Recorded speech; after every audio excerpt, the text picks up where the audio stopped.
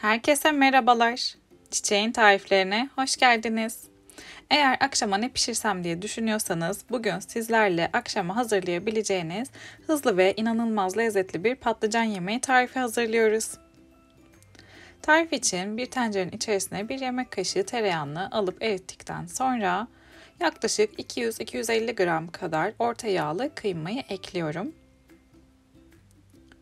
Ve kıymada topak kalmayıncaya kadar kaşığın arkasıyla ezerek pişirmeye başlıyorum.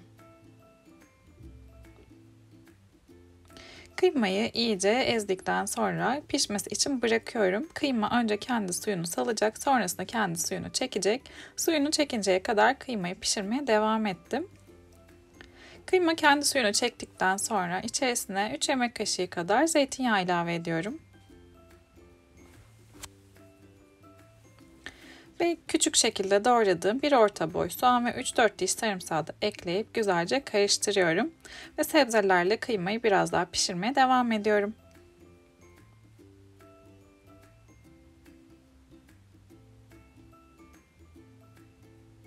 Soğanlar yumuşamaya başladıktan sonra içerisine bir tane kırmızı kapya biber ve 4-5 tane de yeşil biber ekliyorum.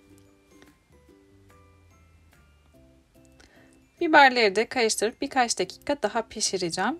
Kıymayı daha sonra yemeğin içinde de pişireceğimiz için şu an sebzelerin tamamen pişmesine gerek yok. Birkaç dakika sotelenmesi yeterli oluyor bizim için. Bir yemek kaşığı dolusu karışık salça ilave ediyorum ve salçanın güzel kokusu çıkıncaya kadar kıymayla kavuruyorum.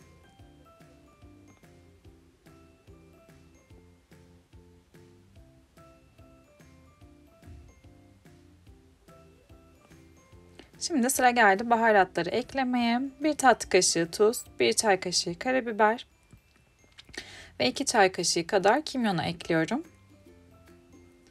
Baharatları da güzelce karıştırdıktan sonra patlıcan yemeğinin kıymalı harcı artık hazır.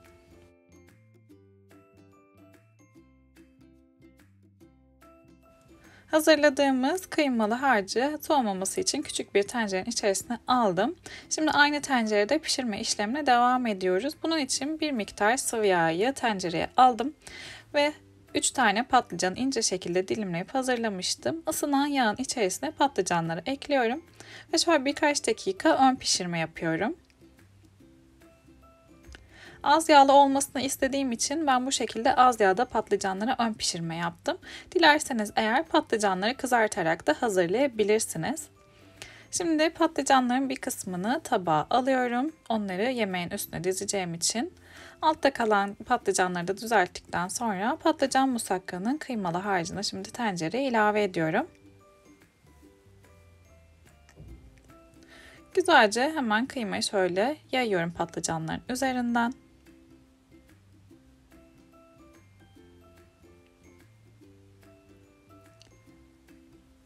Şimdi kalan patlıcanları da kıymanın üzerinden diziyorum.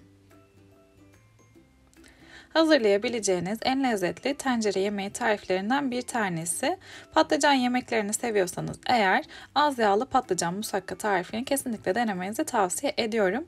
Kızartma yapmadan da kızartmış gibi lezzetli bir patlıcan yemeği yiyeceksiniz. Bir kase kadar da domates konservesini şimdi patlıcanların üzerinden şöyle kaşık yardımıyla döktükten sonra başka su ilave etmeyeceğim. Domates konservesinin suyunun yeterli olacağını düşündüğüm için. Kapağını kapatıp yaklaşık 40-45 dakika pişmeye bırakıyorum.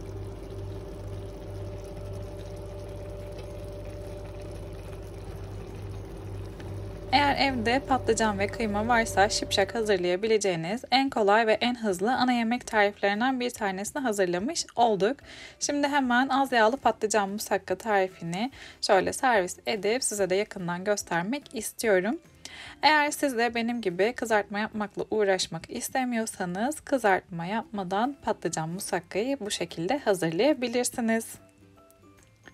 Hazırladığımız az yağlı, bol lezzetli patlıcan musakka tarifini beğendiyseniz videoyu beğenmeyi ve denerseniz denedikten sonraki yorumlarınızı benimle paylaşmayı lütfen unutmayın. Yeni tariflerde, yeni videolarda görüşmek dileğiyle. Hoşça kalın.